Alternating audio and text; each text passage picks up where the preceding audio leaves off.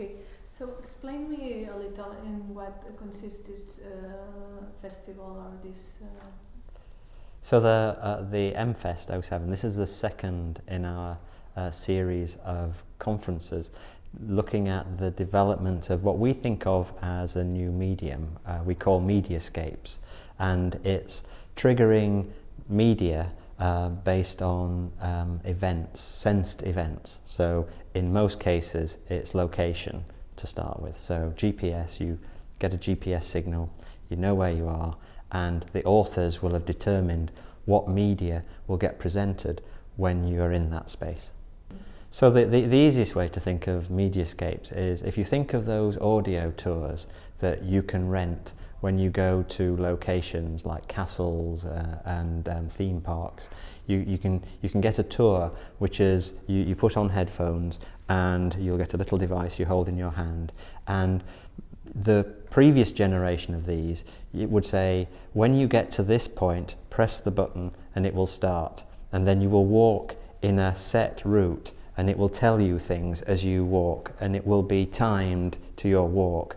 Or if it's not timed to your walk, when you get to a location, it'll say press this button, and you press a button and you'll hear something, and then you walk to the next location, press a button. With mediascapes, what the technology allows you to do is just walk in any direction, any order you like, and then media experiences will have been placed in those locations, and just as if by magic, they will just happen as you enter a space. So the experiences that can be delivered, they could be pictures, they could be video, they could be sounds, music, they could be narrative, someone telling you about a place. For instance, we did one that was on the commuter ferry here in the harbour side in Bristol, so the ferry that takes commuters up and down the harbour side. Sometimes the schools use this ferry to do tours of the harbour side where they learn about the history of the harbour side, and so the boat's location would be used to deliver descriptions and pictures and sounds that coincide with the bit of the harbour side that the boat is passing. So you would hear about the history of Bristol and that piece of Bristol and how it's changed over the years as you sat in the boat and went up the harbour side. Okay, but when do you think that people will be using it, like the mobiles? So at the moment, the people that use it will either have borrowed a device, a player, from the place that they've gone to, who will be renting them out to them, or they will have their own. And the number of people who have their own at the moment is limited just to those people who own personal digital assistants, these PDAs, or smartphones. So the smartphones that run on Windows platform, you can use those to experience these experiences. Hopefully over the next year or maybe 2 years, then we will start to get the player onto a number of other platforms, and particularly the phone platform. The problem with the phone platform is that it's a lot of platforms, it's not just one. Like you think of, personal computers, there's just one platform that you use, it's the Windows platform. It's not like that for phones. You've got a number of them, and so we have to do a different player each time for each one. So it will take a while for that to roll. So, but maybe the next 2 years or so. And share with your friends, for example, I don't know, your favorite trip or your favorite places to listen this kind of music, Mm-hmm. or just to make more, make that, okay, yeah, go on. Sorry. So if let's say you wanted to create a treasure hunt. So you wanted to have the game where you go to a location and you get the clue for the next location, and you go to that one, you get the clue for the next one, and it takes you around a town or a city. And at the end, there's you either score points for the number of places you visited, or there's a prize at the end. So you can go to you can go to the website and go to the wizard, and there's actually a treasure hunt wizard which allows you to then type in the clues for each of the legs of the treasure hunt. And once you've done that, you then just hit download. That would then download onto your handheld device. So because we're in the Windows world at the moment, then you would have connected your handheld device to your PC. And with active sync is the way that we do it in Windows. So you create on your PC using the wizard this treasure hunt. You hit download, it downloads it onto your handheld device, and then you would go out and try it and make sure that it worked as you intended it to work. Because sometimes if you're doing it at your desk, you don't quite get it right when you're out there. Maybe that clue's a little bit too hard because from here I can't quite see the thing I was referring to, in which case you have to go back and iterate round. But once you've tried it, then you can upload it to the website, and then it's there for anybody to go and download it onto their PC from the website, and then from their PC onto their handheld device. And then they can go and they can try and solve your clues and get to the prize at the end. I think Mediascape is this exactly. So can you explain me a little the aim of Mediascape? So the current aim of the project is to get as many people making these things as possible.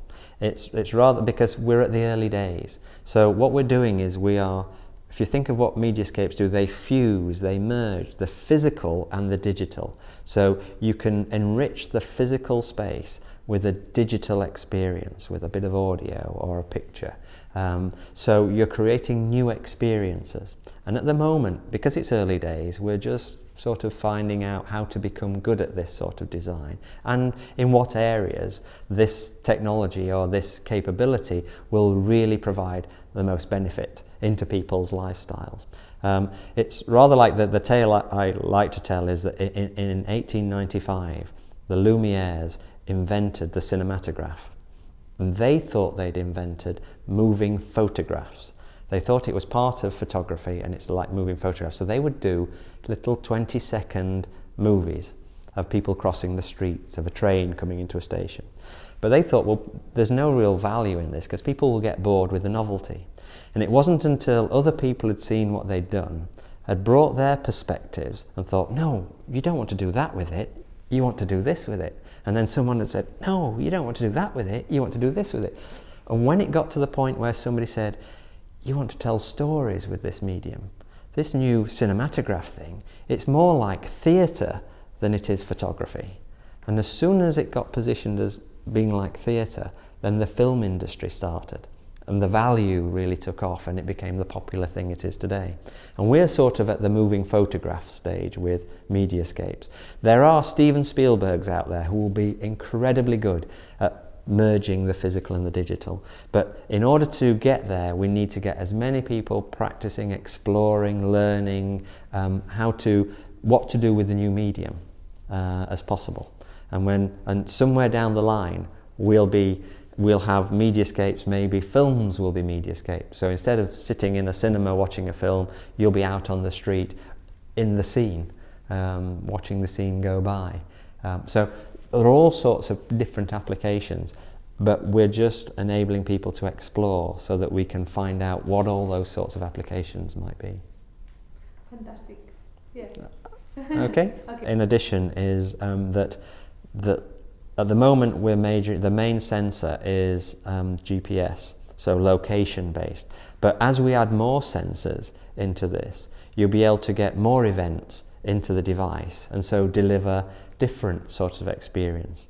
So for instance, if we go well out into the future, there are now materials that can measure how bent they are. Right? And there are accelerometers can know what sort of gestures I'm doing with my hands. Okay.